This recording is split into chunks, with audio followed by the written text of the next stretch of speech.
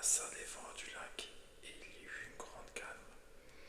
Ces hommes furent très étonnés et dirent: Quel genre d'homme est-ce? Même les vents et la mer lui obéissent. Lorsqu'il fut arrivé sur l'autre rive, dans le pays des Cartéréniens, deux démoniaques qui sortaient des tombeaux vinrent à son rencontre. Ils étaient dangereux, que personne n'osait passer par là. Et voilà qu'il se mit à crier: Que nous veux-tu, Jésus, Fils de Dieu? Es-tu venu ici pour nous tourmenter avec le moment fixé? Il y avait loin d'eux un grand troupeau de porcs en train de chercher à manger.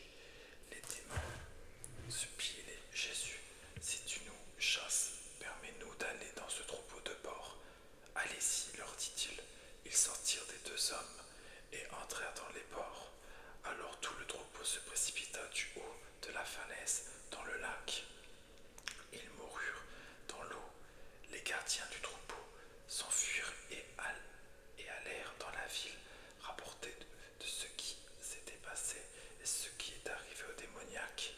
Alors tous les habitants de la ville sortirent à la rencontre de Jésus, et dès qu'ils le virent, ils le supplièrent de quitter leur territoire.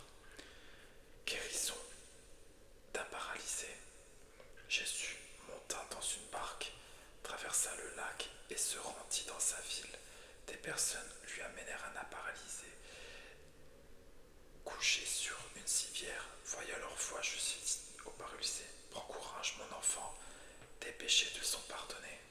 Alors quelques spécialistes de la loi se dirent en eux-mêmes: Cet homme blasphème.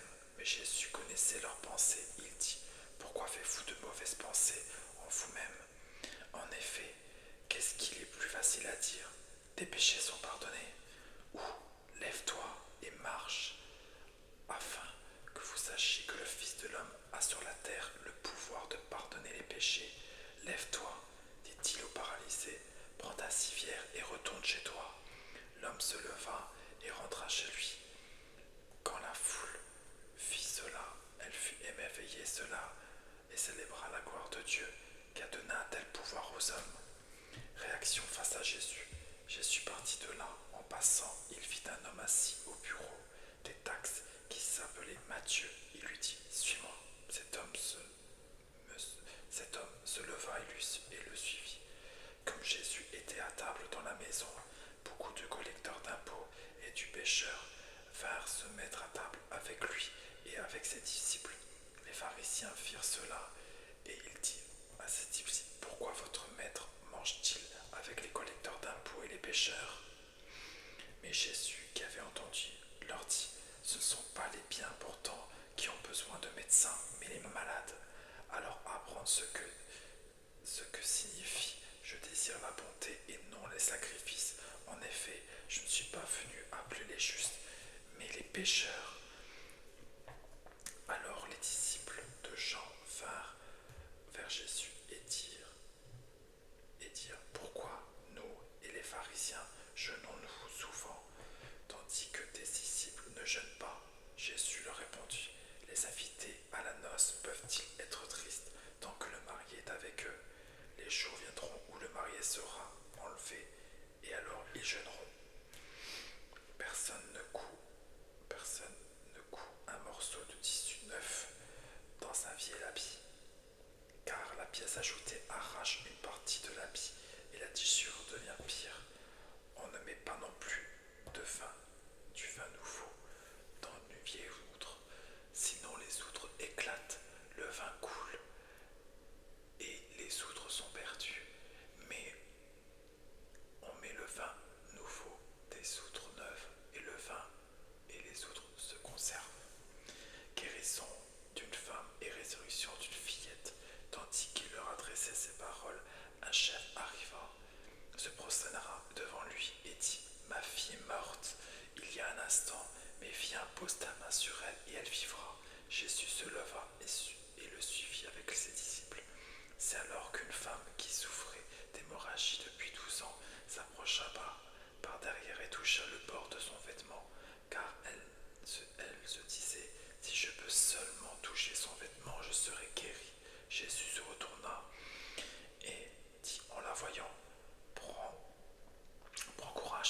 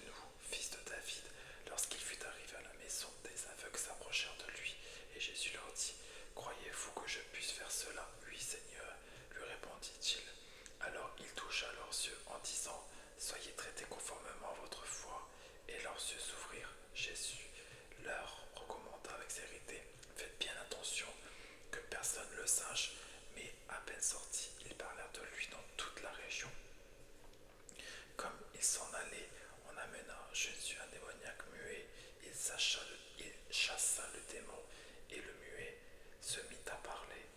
La foule disait, émerveillée, on n'a jamais rien vu de pareil en Israël. Mais les pharisiens disaient, c'est par le prince des démons qu'il chasse les démons. Mission des 12 apôtres. Jésus parcourait toute la ville et les villages. Il enseignait dans les synagogues, proclamait la bonne nouvelle et du royaume et guérissait toute maladie et toute infirmité. À la vue des foules, il fut rempli de compassion pour elles, car elles étaient blessées et abattues comme des brebis qui n'ont pas de berger. Alors il dit à ses disciples, la moisson est grande, mais il y a peu d'ouvriers. Priez donc le maître de moisson d'envoyer des ouvriers dans sa moisson. Puis Jésus appela ses 12 disciples et leur donna le pouvoir de chasser les esprits impurs et de guérir toute malade et toute infirmité. Voici les noms des 12 apôtres. Le premier, Simon, appelé Pierre, et André, son frère Jacques, fils de Zébédée, et Jean, son frère Philippe, et Barthélemy, Thomas et Matthieu, le collecteur d'impôts, Jacques, fils d'Alphée, et l'épée surnommé Thaddée, Simon de Canamite, et Judas l'Iscario, celui qui a trahi Jésus. Ce sont les 12 que Jésus envoya après leur avoir donné les instructions suivantes. N'allez pas vers les non-juifs, et n'entrez pas dans les villes des Samaritains, allez plutôt vers les brebis perdues de la communauté d'Israël. En chemin, prêchez et en disant, le royaume des cieux est proche, guérissez les malades, ressuscitez les morts, purifiez les lépreux, chassez les démons. Vous avez reçu gratuitement, donnez gratuitement. Ne prenez ni or, ni argent, ni monnaie dans vos ceintures, ni sac pour le voyage, ni de chemise, ni sandales, ni bâton, car l'ouvrier mérite sa nourriture. Dans chaque ville ou village où vous arriverez, informez-vous pour savoir qui est digne de vous accueillir et restez chez lui jusqu'à votre départ. En entrant dans la maison, saluez ses habitants et s'ils sont dignes, que votre paix vienne sur eux, mais s'ils n'en sont pas dignes, que votre paix revienne à vous. Lorsqu'on ne vous accueillera pas et qu'on n'écoutera pas vos paroles, sortez de cette maison ou de cette ville et secouez la poussière de vos pieds. Je vous le dis en vérité, le jour du jugement, le pays de Sodome et Gomorrhe sera traité moins sévèrement que cette ville-là. Voici que je vous envoie comme des brebis au milieu des loups. Soyez donc prudents comme des serpents et purs comme des colombes. Méfiez-vous des hommes, car ils vous livreront aux tribunaux et vous fouetteront dans leur synagogue. À cause de moi, vous serez conduits devant des gouverneurs et devant des rois pour leur apporter votre témoignage à eux et aux non-juifs. Mais quand on vous fera arrêter, ne vous inquiétez ni de la manière dont vous parlerez, ni de ce que vous direz. Ce que vous aurez à dire vous sera donné au moment même. En effet, ce n'est pas vous qui parlez, c'est l'Esprit de votre Père qui parlera en vous. Le frère livrera son frère à la mort, et le père son enfant. Les enfants se souleveront contre leurs parents et les feront mourir. Vous serez détestés de tout à cause de mon nom, mais celui qui persévérera jusqu'à la fin sera sauvé. Quand on vous persécutera dans une ville, fuyez dans une autre. Je vous le dis, vous n'aurez pas fini de parcourir les villes d'Israël avant que le Fils de l'homme ne vienne. Le disciple n'est pas supérieur au maître, ni le serviteur supérieur à son Seigneur. Il suffit au disciple d'être traité comme son maître et au serviteur comme son Seigneur. S'ils ont appelé le maître de la maison Belzébul, ils appelleront d'autant plus volontiers ainsi les gens de sa maison. N'ayez donc pas peur d'eux, car il n'a rien de caché qui ne doivent être découverts, ni de secrets qui ne doivent être contenus. Ce que je vous dis dans les ténèbres, dites-le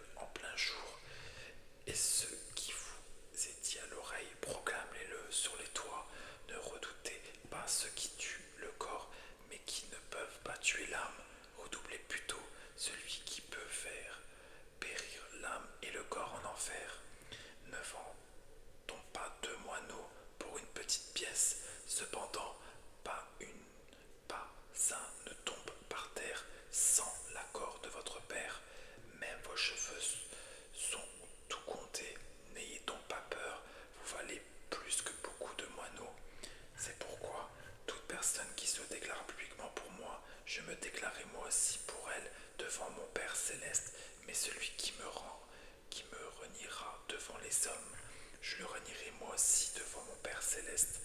Ne croyez pas que je sois venu apporter la paix sur terre. Je ne suis pas venu pour apporter la paix, mais l'épée, car je suis venu mettre la division entre les hommes et son père, entre la fille et sa mère, entre la belle-fille et sa belle-mère, et non, et l'on aura pour ennemis les membres de sa famille. Celui qui aime son père ou sa mère plus que moi n'est pas digne de moi, et celui qui aime son fils ou sa fille plus que moi n'est pas digne de moi. Celui qui ne prend pas sa croix et ne me suit pas n'est pas digne de moi. Celui qui conserve sa vie la perdra, et celui qui perdra sa vie à cause de moi la retrouvera. Si quelqu'un vous accueille, c'est moi qui l'accueille, et celui qui m'accueille accueille celui qui m'a envoyé. Celui qui accueille un prophète en qualité de prophète recevra une récompense de prophète, et celui qui accueille un juste en qualité de juste recevra une récompense de juste. Et si quelqu'un donne à boire, ne serait-ce qu'un verre d'eau froide à l'un de ses petits, parce qu'il est mon disciple, je vous le dis en vérité, il ne perdra pas sa récompense. Lorsque Jésus eut fini de donner ses instructions à ses 12 disciples, il partit de là pour enregistrer et prêcher dans leur ville. Jean-Baptiste fut par Jésus. Or, dans sa prison, Jean avait entendu parler ce que faisait Christ. Il envoya 2 de ses disciples lui demander: es-tu celui qui doit venir ou devons-nous en attendre un autre? Jésus leur répondit: allez rapporter à Jean ce que vous entendez et ce que vous voyez. Les aveugles voient, les boiteux marchent, les lépreux sont purifiés, les sourds entendent, les morts ressuscitent. La bonne nouvelle étant annoncée aux pauvres, heureux celui qui je ne représenterai pas un obstacle. Comme s'ils s'en allaient, Jésus se mit à dire à la foule au sujet de Jean: qu'êtes-vous allé voir au désert? Un roseau agité par le vent. Mais qu'est-ce que vous allez voir? Un homme habillé de tenues élégantes. Ceux qui portent des tenues élégantes sont dans les maisons des rois. Qu'êtes-vous donc allé voir? Un prophète? Oui, je vous le dis, et plus qu'un prophète, car c'est celui à propos duquel il est écrit: voici, j'envoie mon message devant toi pour te préparer le chemin. Je vous dis en vérité, parmi ceux qui sont nés de la femme, il n'est venu personne de plus grand que Jean-Baptiste. Cependant, le plus petit dans le royaume des cieux est plus grand que lui. Depuis l'époque de Jean-Baptiste jusqu'à présent, le royaume des cieux est assailli avec force, et des violents s'en emparent. En effet, tous les prophètes et la loi ont prophétisé jusqu'à Jean. Si vous voulez bien l'accepter, c'est lui, l'Élie, qui devrait venir, que celui qui a des oreilles pour entendre, entende. À qui comparais-je cette génération? Elle ressemble à des enfants assis sur des places publiques et qui s'adressent à d'autres enfants en disant: nous avons joué de la flûte et vous n'avez pas dansé. Nous vous avons entouré des chants funèbres et vous ne vous êtes pas lamenté. En effet, Jean est venu. Il ne mange pas, il ne boit pas, et l'on dit: il a un démon. Le Fils de l'homme est venu, il mange et il boit, et l'on dit: c'est un glouton et un buveur, un ami des collecteurs d'impôts et des pécheurs. Mais la sagesse a été reconnue juste par ses enfants.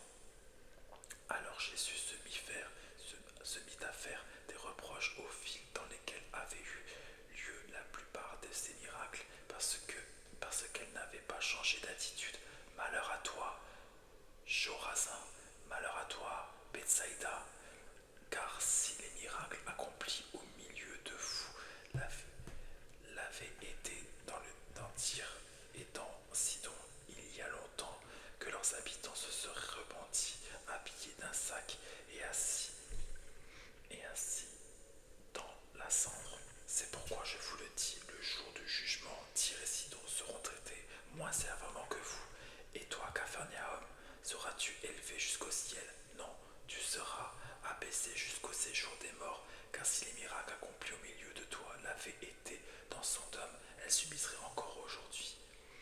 C'est pourquoi, je vous le dis, le jour de jugement, le pays de Sodome sera traité moins sincèrement que toi.